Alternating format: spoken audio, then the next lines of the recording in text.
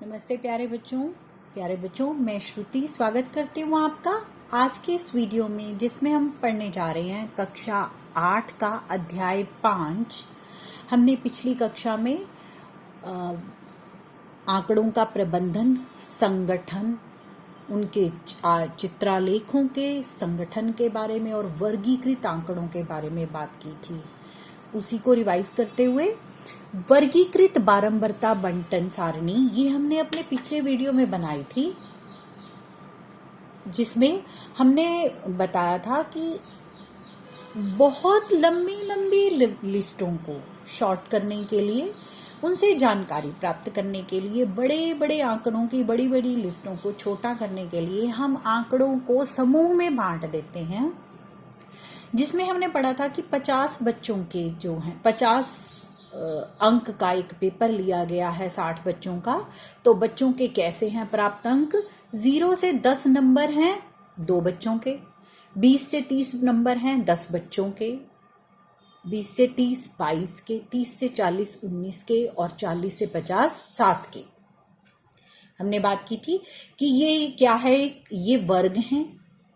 वर्ग अंतराल 10 से 20 में 10 निम्न वर्ग सीमा है और 20 उच्च वर्ग सीमा है, और इस वर्ग का माप है ऊपरी वर्ग सीमा माइनस निम्न वर्ग सीमा, और इसका माप कितना है? 20 माइनस 10 यानी 10। बच्चों, अब इन आंकड़ों को हमने दंडालेख में प्रदर्शित करने की विधि अपनी पिछली कक्षा में पढ़ी हुई है। आज हम देखेंगे कि वर्गीकृत बारंबारता बंटन सारणी को अगर आलेख के रूप में हमें प्रस्तुत करना है तो हम कैसे करेंगे। तो बच्चों, वर्गीकृत आंकड़ों को चित्रित रूप में प्रस्तुत करने के लिए हम जिस चित्र का प्रयोग करते हैं वह है आयत चित्र। ये एक और उदाहरण है वर्गीकृत आंकड़ों का, जिसमें दिया है कि कक्षा 7 की लड़कियों की संख्या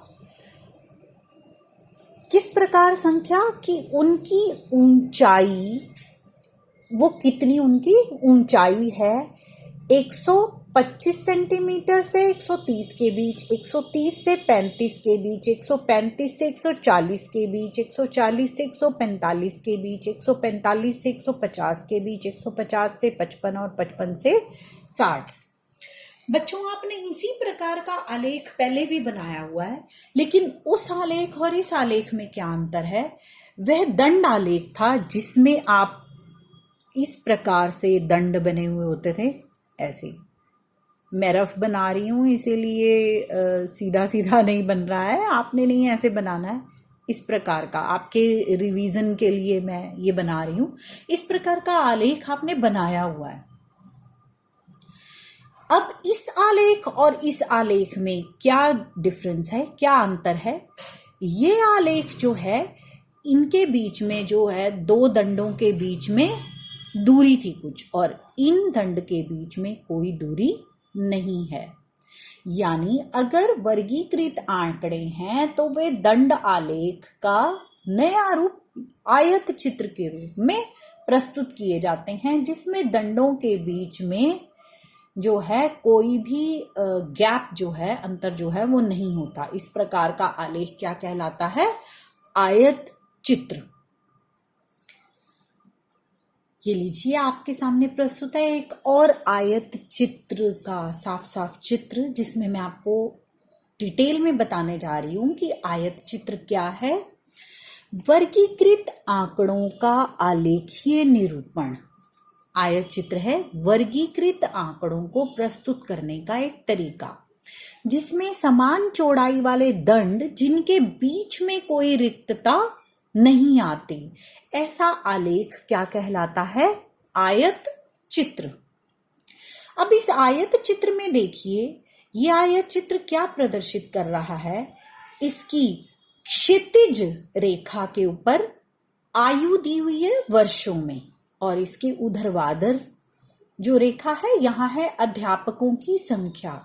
यानी यह चित्र प्रदर्शित कर रहा है कि अध्यापकों किस आयु वर्ग में कितने अध्यापक आते हैं। दंडालेख दंड की लंबाई वर्ग में आने वाले प्रेक्षणों की संख्या यानी उस वर्ग की बारंबारता कहलाती है। यानी अगर एक स्कूल में 25 अध्यापक हैं तो यहां से ये दंड दिखा रहा है कि 20 वर्ष से 25 वर्ष तक की 20 वर्ष से 25 वर्ष तक की आयु के कितने अध्यापक हैं? 4। ये दंड दिखा रहा है कि 20 से 25 की आयु के अध्यापक हैं 4। अब एक और खास बात है, यहां पर टेढ़ी मेढ़ी लाइन दी हुई है। एक बात बताओ, क्या आपके अध्यापक की आयु 5 वर्ष हो सकती है? 10 वर्ष हो सकती है? हो सकती है, लेकिन स्कूल के अध्यापक की नहीं हो सकती, है ना? ये स्कूल की बात है, क्योंकि तो 20 वर्ष से अधिक हैं सभी अध्यापक, यानी 0 से लेकर 20 तक का हमारे पास कोई आंकड़ा नहीं है। तो ये टेढ़ी मेढ़ी लाइन दिखाती है हमें कि हम 0 से 20 तक की कोई संख्या को प्रदर्शित नहीं कर रहे।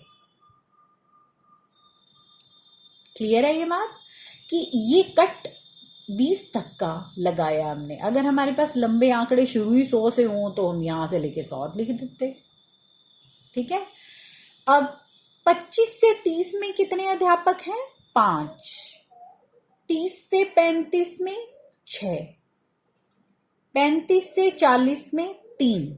तो ये आयत चित्र हमारे को साफ स्पष्ट दिखा रहा है कि सबसे ज्यादा अध्यापक किस उम्र के हैं? 30 से 35। क्यों? क्योंकि इनकी बारंबारता सबसे अधिक है। ठीक है, बहुत आसान है ये।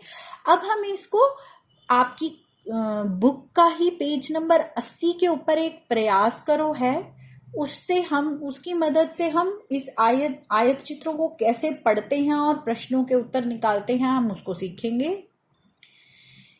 ये प्रश्न है आपके पास पेज नंबर 80 पर, प्रयास करो है।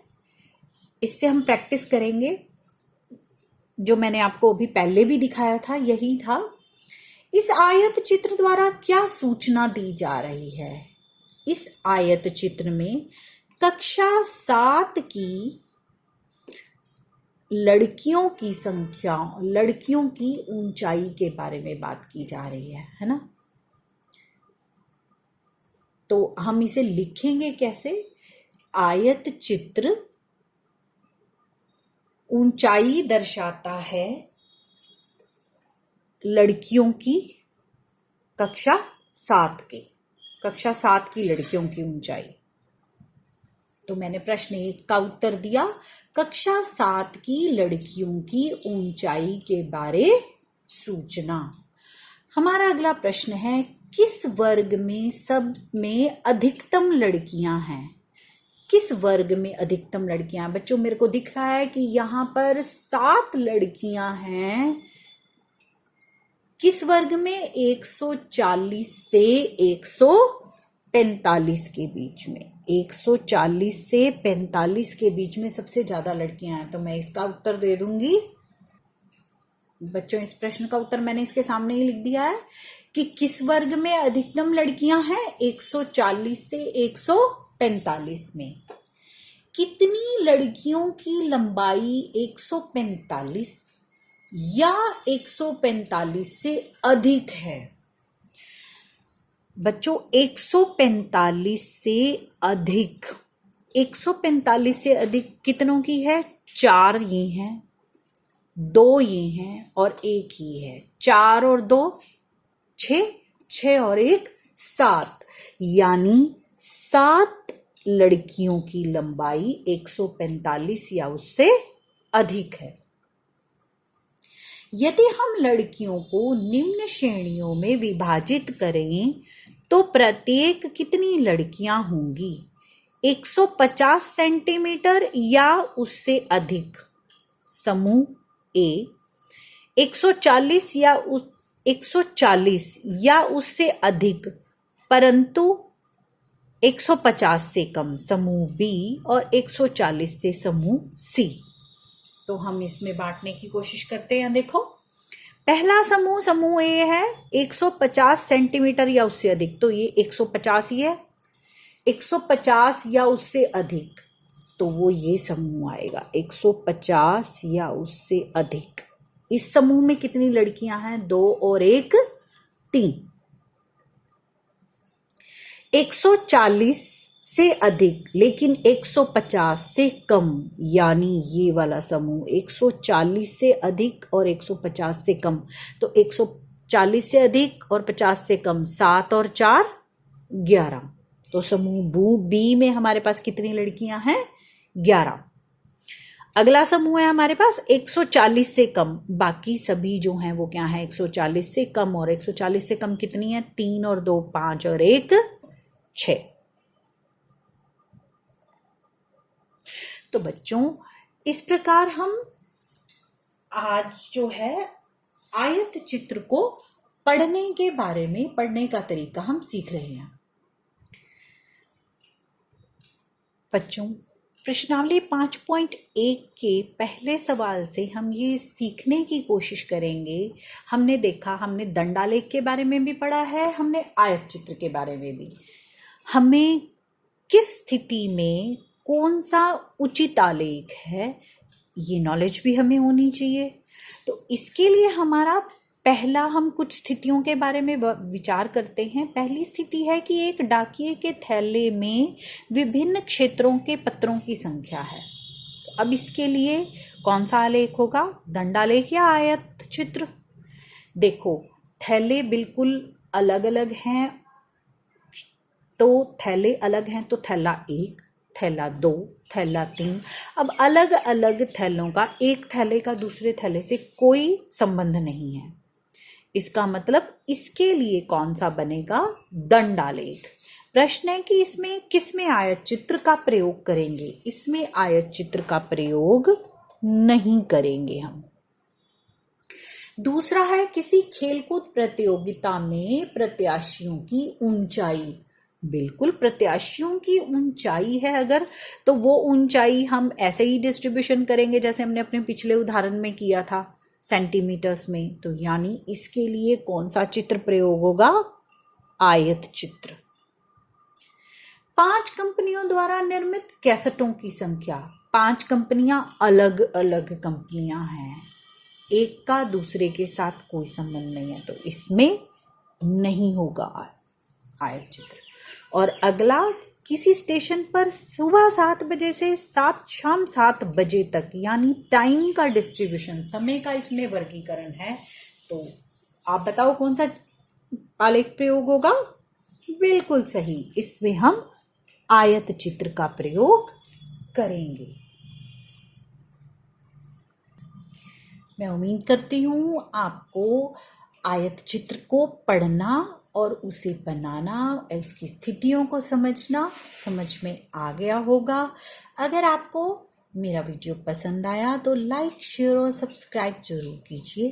Thank you.